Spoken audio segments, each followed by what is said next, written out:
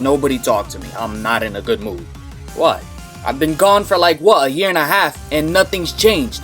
I posted top 10 games that need a sequel, and out of everything I named in the last year, a whopping none of them have come out. Like what are we talking about?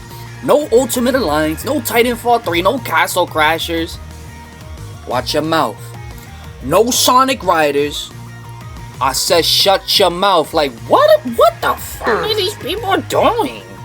Then I also did top 10 fighting games that need a sequel, and a whole one of those have come out too. Wow, you guys really did your big one. I got a breadstick, let's go. Like bro, what are y'all making? Why are you making a Hunter x Hunter fighting game and not a new Power Stone or something?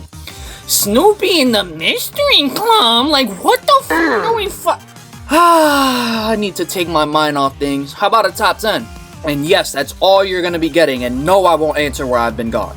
This is Big Nasty, and the intro's long enough, so meet me on the other side where I get to tell you about the top 10 worst Spider-Man games of all time. Now, all of you might be asking yourselves, worst Spider-Man games? Why not come back with something like another Mulan video or a new show or something? Well, Josh won't leave me alone about a new Spider-Man since he loved the last one so much. Well, fuck you, Josh. Here you go. I'm doing this for you. You better watch this one and like and subscribe too. And to be honest, that goes for all of you. Number 10. I'ma be honest, this was a pretty tough list to make because when you actually sit back and look at it, a majority of Spider-Man's games are pretty bunions. That's probably why the Insomniac games were so well received, because they felt like such a breath of fresh air. And that's probably the only Insomniac mention you're gonna get for the rest of the video. Probably. I don't care what none of y'all say though, because even some of the beloved Spider-Man games like Separation Anxiety are still trash. I don't care if you disagree with me, because if you disagree with me, that's just the nostalgia talking. Go back and play this game now and tell me if it was just as good as you last remember it. He says as he hypocritically leaves Friend or Foe off the list because he loved the game too much as a child.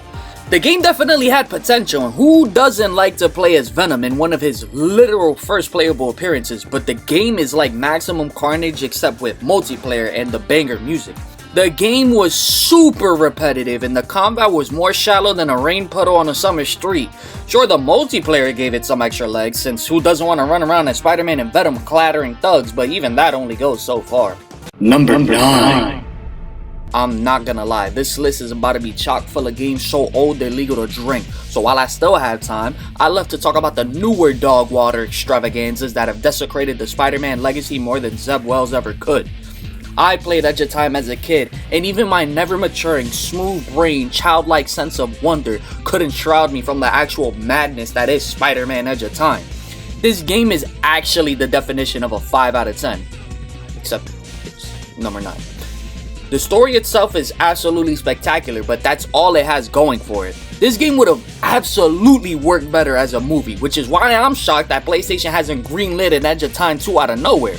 The enemies blend in together so much, and even more so does the environment. You spend the entire game in one single building, causing everything to feel the same after a while, especially with the lack of standout or surprising moments, or even boss fights in the middle of the game.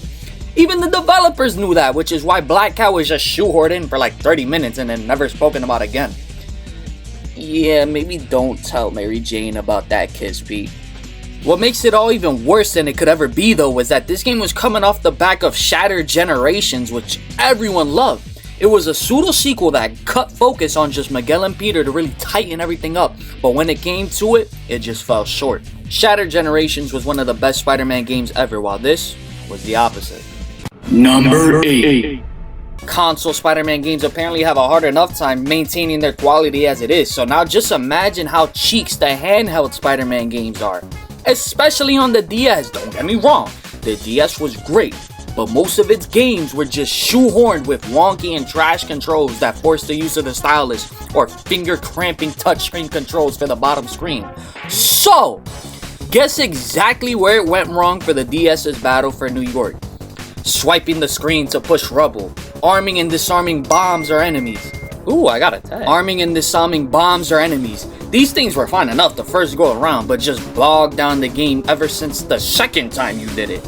Being able to play as the Green Goblin was cool until you learned that it isn't even the good Green Goblin. You play as the knockoff Timu Hulk, ugly-ass Mr. Olympia Green Goblin. There wasn't much him or Petey could do to save a bogging, plodding, underwater-controlled game. Number 7.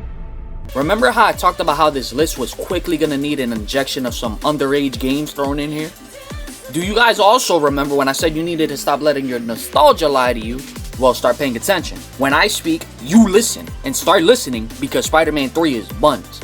Nothing about it was too heinously bad, like it didn't kick my dog or anything, but it simply took all the worst parts of the Spider-Man 3 movie while also being a reskin of Spider-Man 2 with nothing new, fun, or worthy enough to even justify the sequel in the first place. Everybody expected a step up in graphics, gameplay, and entertainment that never came.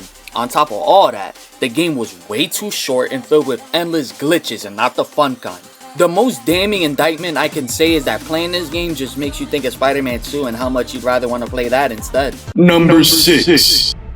Allow me to reiterate a few things. Stop disagreeing with me on everything I say and stop wearing those nostalgic... Take them off! If separation anxiety was cheeks, then Maximum Carnage is butt. I don't care if you loved the game when you were a kid, then go ahead and make your own Spider-Man list and go put it on the top 10 best. Until then, I'm all you got, so don't piss me off. Seriously though, it was just a middling sequel to Separation Anxiety.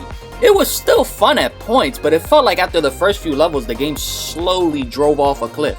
If by slowly drive off a cliff, I really meant full force Dominic Toretto ram into the Grand Canyon floor to see if there was still fall damage. Especially once you make it to the deep and you realize just how repetitive the game is, which wasn't made any better with the mind-numbing boss gauntlets that plagued the end of the levels. Number 5. Now that I'm back, your boy Big Nasty gotta do something different, something brand new, something never done before on the channel or on my top 10s. This next entry is none other than Spider-Man Battle for New York. But I hear you asking, wasn't it already number 8? An amazing question, and thank you for actually paying attention to the video. I was starting to think that no one actually pays attention. But the game was so bad that it somehow manages to get 2 entries on the list because it also released for the Game Boy Advance, and that version was somehow even worse than the DS version. The levels are so poorly designed and handicap you at any turn. It's so bad that if you have claustrophobia, I think this game might be too much for you. And anyone who made it past the horrible levels definitely left the first chance they got their hands on the difficult combat of the game. Much like Edge of Time 2, this was releasing off the back of an otherwise better Spider-Man game like the PS2 era games. Number 4. This next entry is a personal choice for me, made even worse by the fact that it was the only Spider-Man game we had for years into the release of the Insomniac titles.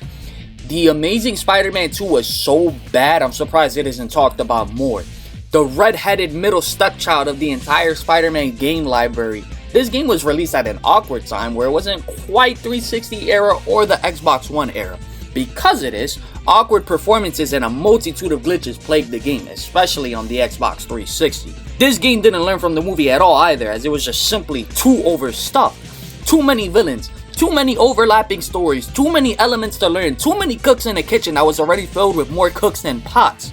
That's without even going in depth with the combat, the mid-swinging system, or the hair-pulling, blood-curdling reputation system that even the most die-hard sheep of Spider-Man fans would have a hard time trying to justify or defend. Number 3.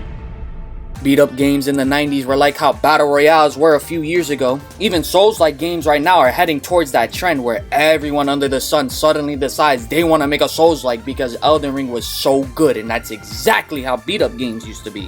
Beat-em-ups were relatively simple to make from license to license and didn't require much thought to the lowly developer trying to create a cash grab, so of course you'd see more beat-em-ups than the amount of times you've seen a sunrise because you're a shut-in and you never leave your house and you make me sick.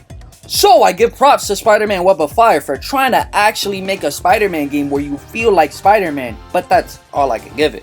Generic, boring villains, boring fights, slow animations, and bad controls. Spider-Man stuck to everything like exploding barrels and shock fences leading to your death, and something we hadn't seen again until Sonic freaking 06. Even the web swinging was irritating as you had to take leaps of faith into the unknown instead of just simply planning your jump. That's all it is, Miles. A leap of faith. Like, what's up, danger? Fun fact, this was the last game Sega published until they released the Iron Man tie-in game in 2008, and that's all I have left to say about that. Manguard, I'm having Jarvis send you updated images of this fucking piece of shit game. Affirmative, Iron Man. This game's fucking terrible. I've also got unconfirmed reports of it sucking donkey balls. Number 2. I'm a bully. Yeah, I don't care if the game is older than the Biden administration himself. I don't care if it's older than Biden himself. And I don't care that it was already on a horrible system that a blind, deaf, and dumb panda would have trouble trying to have fun with. Atari Spider-Man is just doo-doo butter. It's old, and it was one of the first games to try something actually unique that pertains to Spider-Man, so I won't put it at number 1. But again, that's about all I can give it. Like, just look at this game. Do I really have to explain myself on why exactly this game is number 2 on the list? I'm pretty sure if you just turned your system off and looked at a black screen, you'd have a better time. I know it's been a while, but it hasn't been that long for you guys to forget how things work around here, so walk with me while I recount the top 10 worst Spider-Man games. Number 10, Maximum Carnage. Number 9, Edge of Time. Number 8, Battle for New York DS. Number 7, Spider-Man 3. Number 6, Separation Anxiety. Number 5, Battle for New York Game Boy. Number 4, Amazing Spider-Man 2. Number 3, Web of Fire. Number 2, Atari Spider-Man. And Number 1. so a Spider-Man game dropped for the PC in the 90s, and it was just everything everyone absolutely dreamed of.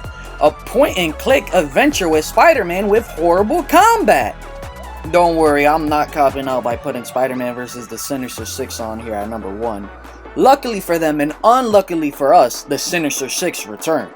In what is, without a doubt, the most boring, generic, nothing side-scrolling beat-em-up of all time.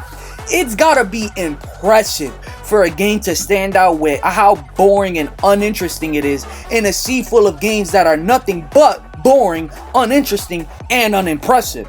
For that, I applaud them, and the game is so short that by the time you finish watching this video, you'll probably have fully beaten the game already, platinumed it, everything. It's not even really a Spider-Man game. I think the guy just happens to be red and blue.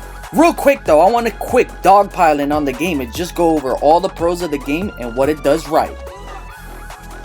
And that's all. See ya!